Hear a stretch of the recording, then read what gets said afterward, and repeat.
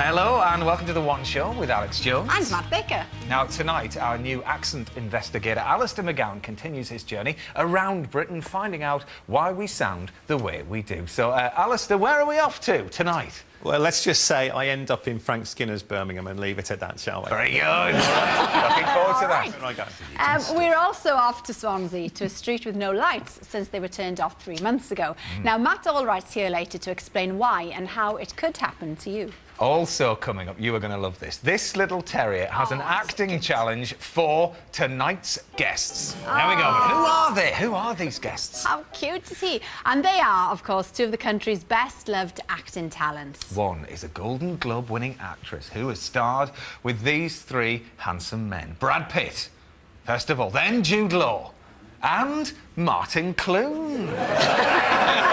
The other is BAFTA-winning actor who has starred with these three glamorous women. We have Gwyneth Paltrow, Keely Hawes, and Brenda Blethyn. Oh, welcome, Brenda Blethyn and Martin Clunes. Great to see you both. Lovely to have you here. Now, of course, you two already know each other because you starred in Saving Grace together. We did. I forget what you played.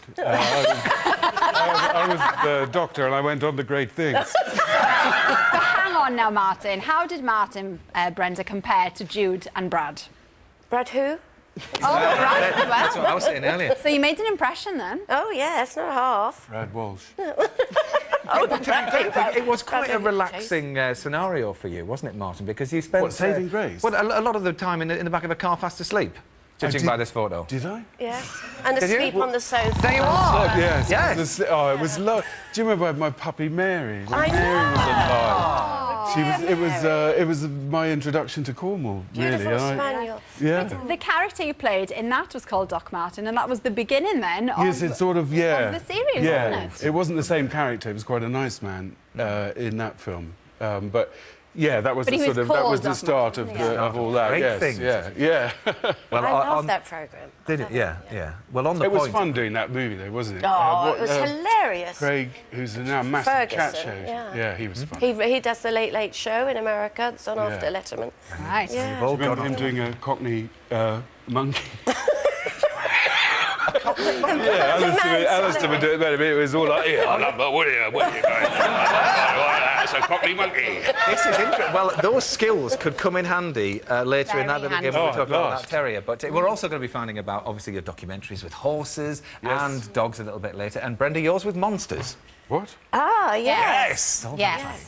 Yes, the new Disney animation. Well, before all of that, we've got some exciting news for all of our One Show gardeners. Yes. Now then, we are giving you the chance to design a garden that will be built and shown at the RHS Hampton Court Palace Flower Show. Yeah, of course, Christine Walkden will be on hand to give advice, and we have 3 viewers giving it a go right now throughout the show. All the details are coming up for you a little bit later on. Yes. Now it's time to meet Oscar. He's only 6, but he's already discovered an amazing talent. I'm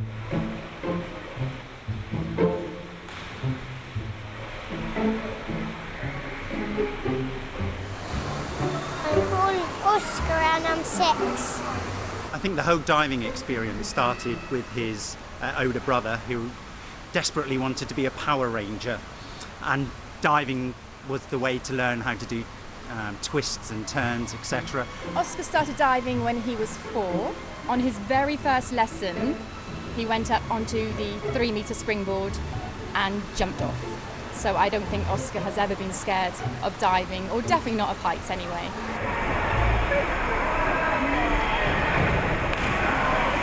I've been coaching Oscar for over a year now. When I saw Oscar for the first time, and he just catch my eye, I thought, yeah, this kid is quite good.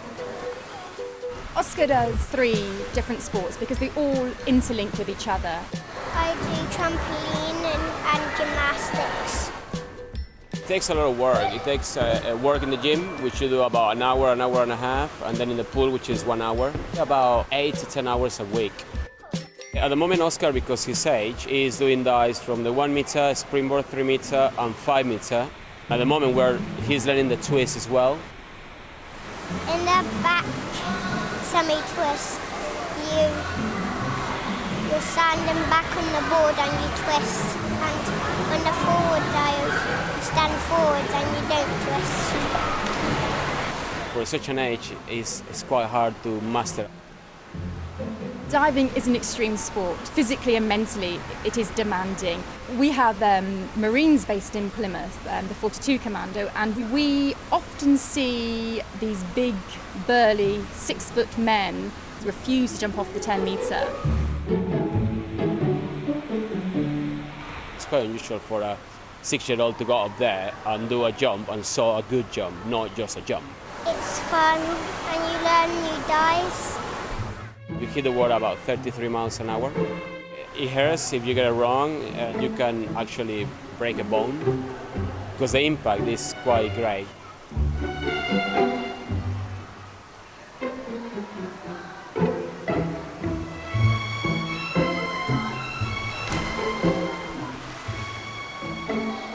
It makes us feel incredibly proud when we see Oscar performing, not just at competitions, but also just generally in training. And in the evening, he goes to bed and thinks what an amazing day he's had. I feel the need to applaud. I feel that was just something. What a lad. I tell you, you have to have stood up there to look up and to know what he's going through. Oh. Wow. Would you ever do that, Brenda? No, I couldn't. Martin? Yeah, I've done a lot of it. Yeah. my brother can dive off the 10-metre. Right, OK. Yeah, Can he dive, not jump? Yeah, dived, yeah. And he tried to teach me, and I did a huge belly flop, and I thought it was... No, not from up there, from off the wall. Yeah. And I just had the image of it in my head and started laughing underwater. He had to jump in and get me out. Pull me out. Brenda, oh, well, we better leave that there. Goodness me. You've done it, though. I have, yes. I have. Very scary. But he is brilliant, honestly. Let's watch out for him then in the next... Yeah. Maybe the next Olympics, I think it will be a little bit too close, but Yeah. maybe 2020. Anyway, so When's his autobiography out? When's yours out? Because, I mean, goodness me, you are a busy lad, aren't you? Doing the horses, the dogs, and the dog... You've got a dog documentary on tomorrow night. Tomorrow, well, yeah, it's not, I just narrate it. But yeah, it's really interesting. Yeah. And I've done my own documentary about dog, but I learnt loads of stuff on it. Yeah. Well, let's Loads have a of look stuff. at some of it then. Here we are. We've trained them so that they'll hunt for us, guard our homes, retrieve on command, and herd our livestock. But they also bring their own magic to this partnership.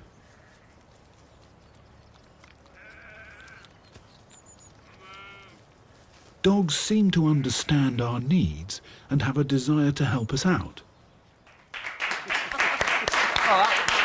Jess, I mean, my goodness me, what a help she would be at lambing time. It's probably a messed up dog because the dog really should eat the lamb, shouldn't it? That's probably what it wants to do. Well, there's quite a lot of retrieving instinct, I think, in that spaniel anyway. So, you know, if it's holding it, it's holding That's a true. bottle. It's not a sheepdog, is it? It's more of a hold of the bottle. There you go. Are your three... You've got 3 dogs, haven't you? Yeah, Are yeah. they that useful? No!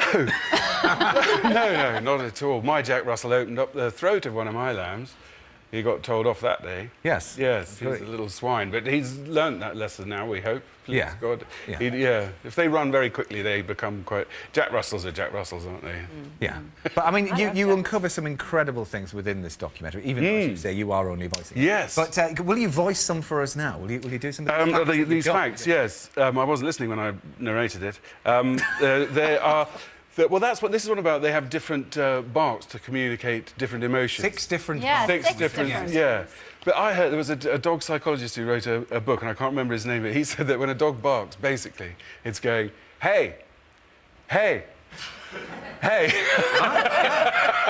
in a variety of styles. Well, there's this whole thing where, you know, they've obviously evolved from wolves, that wolves do more howling, but the thought of the bark is that they're actually, you know, trying to communicate with humans. Yes, yeah. So that's one of them. Yeah, That's that's... and then something about sight, have you got That's one anything of about sight? They are colourblind, but they don't see in black and white. They just don't... they have 2 colour sensors. We have 3. They see mainly blue and yellow, but they process visual signals much quicker than we do. And the other fact is the fascinating way that they shake. And they smell. No, they shake. The shaking is amazing. They photographed it brilliantly. Yeah. Because they shake through 180 degrees, and it actually corkscrews down and sends the water off in a more efficiently than just sort of shaking from side to side. Okay. That's a particularly floppy That dog. is good footage, isn't it? Yeah, Yeah. it's amazing. Wow. And Brenda, you've moved straight on from dogs to monsters. Oh, yeah. Because you're voicing a lovely character in a brand new Disney series, aren't you, called Henry Hugglemonster. Yeah. Tell us a bit about it. It hails from the Brown Bag animation company in Dublin. Everyone thinks because it's Disney, it's come from America. But this come from Dublin. They're twice Oscar nominated for their animations. And it's written by Niamh Sharkey, who was the Children's Laureate in Dublin. And it's about the escapades of Henry Hugglemonster. He's a 5-year-old, so it's aimed at preschool children, ages, say, between 2 and 7. And it's absolutely delightful, colourful. I'm the next-door neighbour. I play Ernestine Enorme Monster. Oh. Wonder why they chose me. Yeah. And my husband, Eduardo Enorme Monster, is played by Brian Blessed. Right. Actually, most people think we're one and the same person, you know. So I get his point. Yeah. How close to the microphone did Brian stand? Was he, like, right at the back of the room? Because he actually, I missed his bit, but he recorded before me, so I had the advantage of his voice when I was in the studio. Yeah, yeah. Absolutely great. Well, there's been some cameras in the recording studio as well. Oh, we've got some stuff of you here. Look, here we go. Thank you, Henry. Brilliant series of films, Alistair. I love the way every person you go up to, you just instantly go into their accent. Nobody seems to mind. It's no, they don't, Matt, do they? I don't know why it happens, but it tends to seem like everybody that I meet, I just have to do it. Is that your favourite accent, the one you do? Mine? The North East one. I do like doing the North East accent, yeah. Although the person who I like doing the most is from that area. I don't know if you can guess who it is, but you heard a lot of him during the Olympic Games. And when I was doing a gig up there recently... Oh, it's Brendan. I started doing Brendan. The audience Foster. absolutely loved the Newcastle. They absolutely loved it, yeah, so that's one of my favourites to do, absolutely. But accents must be really central to you creating your impressions, though. Yeah, absolutely, yeah. I mean, you know, if you want to do something like Dara O'Brien, obviously, you know, you've got to be able to do the southern accent, and that's the starting point. Right? But that's because you say so. And obviously, if you're doing the southern Irish accent, you know, then you've got to be able to do the Northern Ireland as well, if you want to do something like Colin Murray from Match of the Day too. So you've got to know the difference, obviously, between those two, and there's loads of accents in Ireland as well. But also, I use accents for jokes, and one of the very first jokes I did in my stand-up about 25 years ago was there was a big band at the time called The. They were very big. Yeah. And I used to say, how do people in Leeds pronounce the name of the band, The? You know, see them off hat at night, down club to see. Yeah.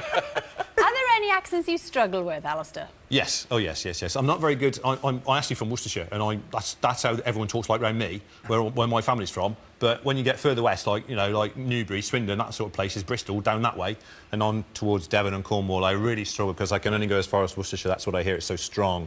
But fortunately, I'm actually going on tour, a little stand-up tour in April, March, April and May, yes. And a lot of the dates, weirdly, are in Tiverton, Exeter, Great Torrington, places down there, Newbury. So I'll be able to hear the accents. And if I'm in Plymouth, I'll go to that diving centre and learn how to dive off that top. Yeah, well, do why it. not? Do That's it. the Oscar. Yeah. Was it an accent down that way that you had problems with, Martin? We understand. Was it a director who said, don't even, you know, was it the... Oh, I go walkabout with accents. I can't hang on to them for long, or they start to wander. And they go...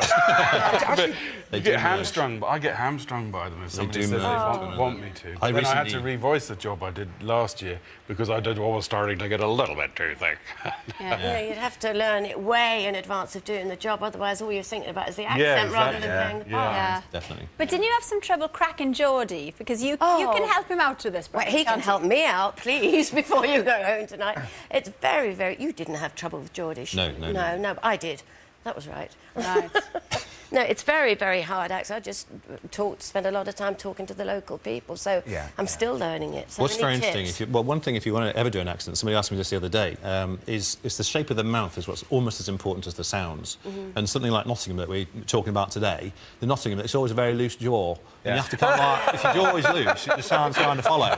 You know, and if you're from Liverpool, that's so we did the other day, it's very tight around there. And if you put your mouth in the right shape, you can't help but talk like the people from that area. The placement of the tongue. Yeah, where the tongue is held in the mouth, all that. Okay. And tell us about the manual of English, then. Yes, I brought along this manual of broadcast English because, if you can see that, but back in the 1930s, I'm sorry to say, Alex, but you wouldn't have been given a job on the BBC. Matt, neither would you, because of the way you speak. And Mike Dilger certainly wouldn't have got a look at him, which is absolutely amazing. No, when you think about it, poor Mike, he's amazing. But even Giles Brandreth would not have been allowed to broadcast on the BBC. Kidding. No, Giles would not have been posh enough. I know it's hard to believe. What? He would not have been posh enough. No. Because in the 1930s, there was a manual